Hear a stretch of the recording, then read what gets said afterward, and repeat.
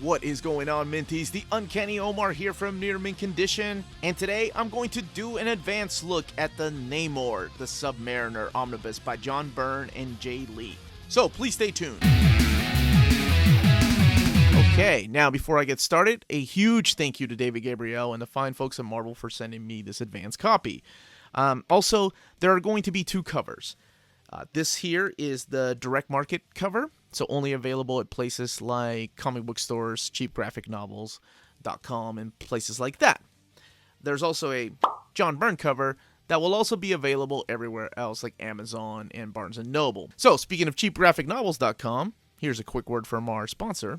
This episode is sponsored by cheapgraphicnovels.com, your online home for brand new graphic novels and collected editions up to 50% off the cover price. Cheap Graphic Novels prides itself on packaging your books so they arrive safely and in excellent condition, as well as prompt and helpful service. And check out their bargain bin for even greater deals up to 90% off cover price. And for you Minties, Cheap Graphic Novels is running a special promotion. If you're a first-time customer, let them know you were referred by Near Mint Condition at the checkout, and you'll receive a credit for free shipping on your next order. Now, this is only for U.S. customers. Cheap Graphic Novels, your source for the hottest books with the kind of deep discounts, quality shipping, and customer service that will keep you coming back for more. Alright, now let's take a look at the book.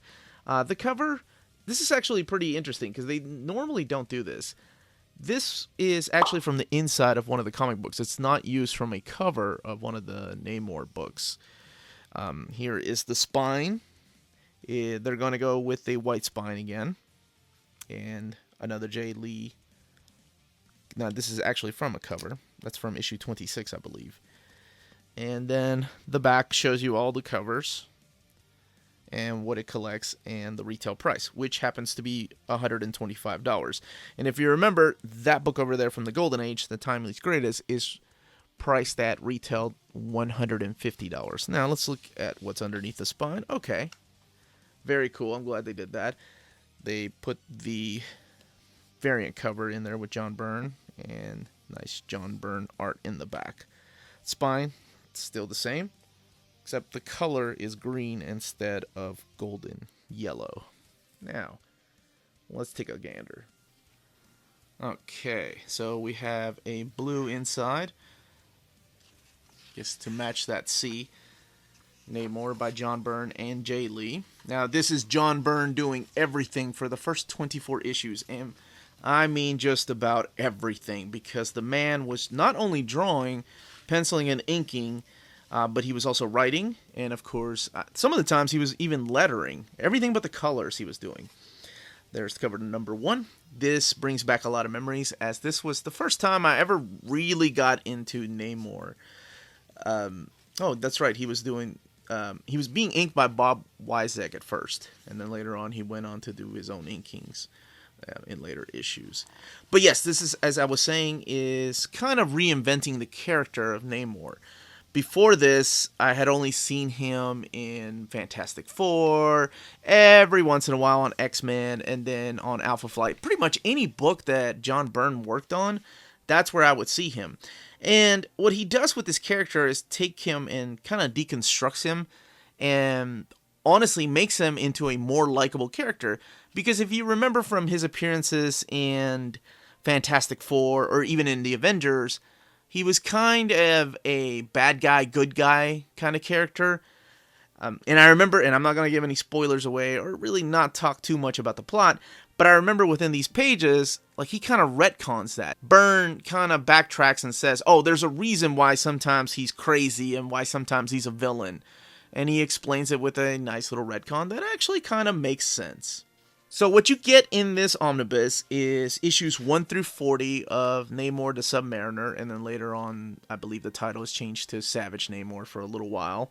And you also get annuals 1 and 2, and then material from the Incredible Hulk annual number 18, Silver Surfer annual number 5, and Doctor Strange Sorcerer Supreme annual number 2. That's, of course, the reunion of the Defenders. But, yeah, before this, I'll be honest, I wasn't a big fan of Namor. He was one of those characters that would just make a nice little guest appearance in a book, and I'd be like, alright, cool, so Namor's gonna be in this, that's awesome. But after reading this as a kid, I really got into the character. I really enjoyed what he was. But one thing to understand when you're reading this for the first time is this was during the time of characters like Captain Planet. Like, we were becoming more environmentally aware of things going on our planet. So part of the premise of this is that Namor decides to take some of the treasures from under the sea, and he is joined by, it sounds like a song, and he is joined by a group of new characters, mainly Caleb and Carrie, and he helps them make a foundation, the Oracle Foundation Incorporation, that's what it is. And pretty much they're fighting just pollution and travesty in the seas and things like that. Of course, you have villains like Phoebe and Desmond, her brother, who starts off in the first issue, he is so bored with life because they're filthy rich people that he is just trying to kill himself because he's just bored. One of the other things that John Byrne did in this run is bring back this guy right here, Danny, Iron Fist, because 5 years or 6 years prior to this, Iron Fist was killed off in a kind of not likable way by a lot of fans. So John Byrne was like, okay, yeah, I'll just bring him back. So it's really interesting to see him come back. He's not the only guest star. You also have guest appearances by Captain America. This is the reunion of the Invaders. And as you can see, this is where John Byrne is. Oh, this is the annual. So let me actually skip to. There we go. To me, this is where John Byrne was at his prime. Like, the artwork doesn't get any better than this to me for him. Even when he was inked by Terry Austin, who is like one of my favorite inkers of all time, he is just at the top of his game. And at the top of his game. And at least to me, this is it as far as Namor stories. Doesn't get better than this. No matter what happens after these books, like, this to me was the top-notch, highest of the food chain Namor stories. Not that there really hasn't been a lot, and not that there was, I mean, there was a ton before this, and oh my gosh, they were selling, in the hundreds of thousands, but I think when this title came out, they were selling quite a lot. They were in the 200,000s, and I know those numbers kind of seem really far-fetched in today's standards, but that's a lot of comic books they were moving. You also get appearances by the Skrulls. Oh man, just so many characters. Namorita, who was a member of the New Warriors at the time, but he still wanted to use her here. She was one of the cast of characters that was ongoing in his book. Now, on issue 25, John Byrne decides that he's done drawing. He's still writing the book. This is part of the annual Defenders reunion. And Jae Lee, this guy that I had never heard of, and I remember getting really excited because I was like, oh, Jim Lee's taking over the book. Oh, I like that guy's X-Men and his Punisher run. This is going to be great. So I remember it was my comic book store that was telling me about that Jim Lee was going to take over the book. But no, it was not. It was Jae Lee. And here's some more John Byrne art. See what I mean? Like, just, there's almost a simplicity and sketchiness of realism to his artwork that I really enjoyed during this time period. Oh yeah, it's Meet Up with Wolverine. I think that's issue 24. Yep. And then issue 25 being his last one that he drew. Now, he goes on to keep writing, and this young guy right here, I assume he's young because, I mean, I've met him at a convention, and the guy is my age, I think. So he had to have been like 18 or 19 when he was drawing this stuff. This is Jae Lee. Now, Jae Lee was first introduced to me in this book right here, The Savage Namor. This is where, like, there's a 6-month gap in between issue 25 and 26, and Namor loses his memory. So the story kind of changes. He still has the same supporting cast, but the tone of the book changes a little bit. Now, Bob Wyzek is inking his stuff here, so it looks a little bit different. It's not as polished as his books are right now. I remember that being the ad, and I'm like, that doesn't look like Jim Lee. That reminded me a lot more of Andy Kubert. And honestly, let me look a little more here. Actually, let's get to the pages where he is inking his own stuff, and then talk about the build of the book, or I'm going to go on forever about this, and that's what I tend to do when I do these overviews sometimes. Okay, so when he is inking his own stuff, you can see his use of shadows, which is what we're used to now, especially when he was doing, like, the Dark Tower books, or even some of those Dark Avengers covers with Namor on it. So there's Dr. Doom. I always thought he drew a badass Dr. Doom. Man, look at that. That is so awesome.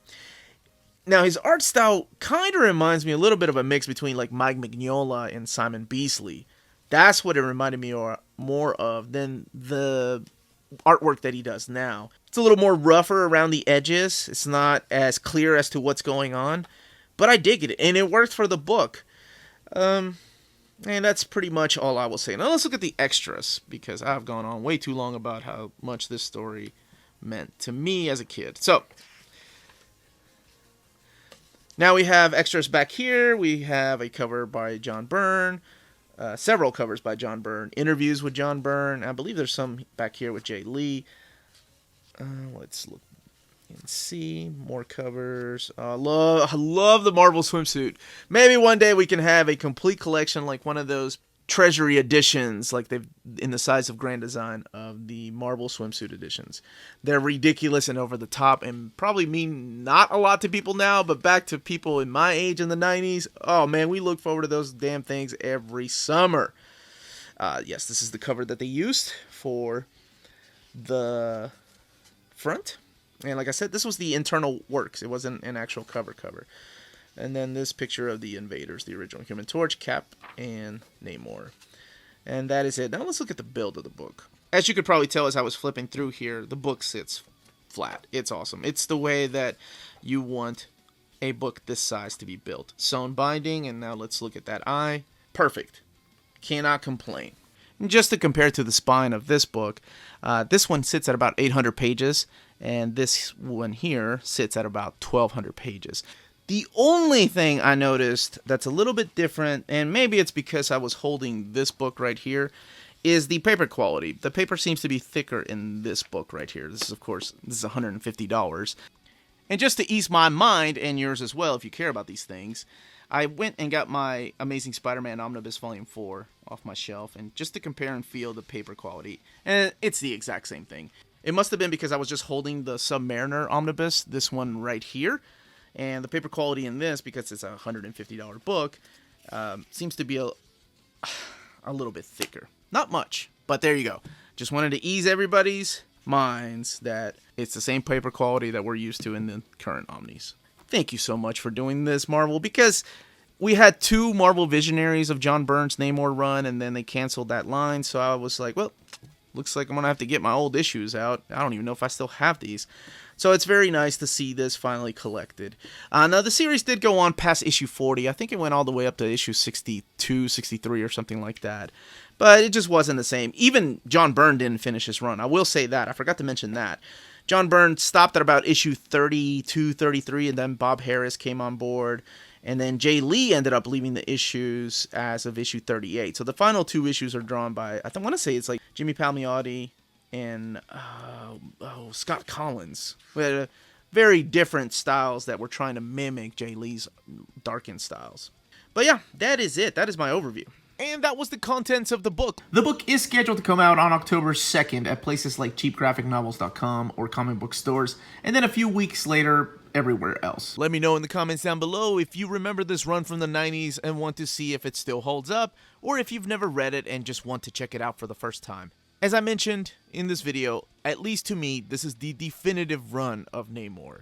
But hey, that's just my opinion. If you enjoy these type of videos and want to check out more advanced looks at some of these Omnis or collected editions that are coming out, please hit that subscribe button if you haven't yet. And don't forget to check out all our other videos on our channel that we have. We have reviews and panel videos, and we also do anime and manga and video games on the channel. Don't forget to check out our Redbubble store that has our near mint condition logo on t-shirts and stickers or whatever you want. And if you enjoy our content and want to support us, we have a Patreon, so please think about joining that. Again, this was the Uncanny Omar. Thank you very much for watching, and remember, if it's classy and cool, it must be near mint.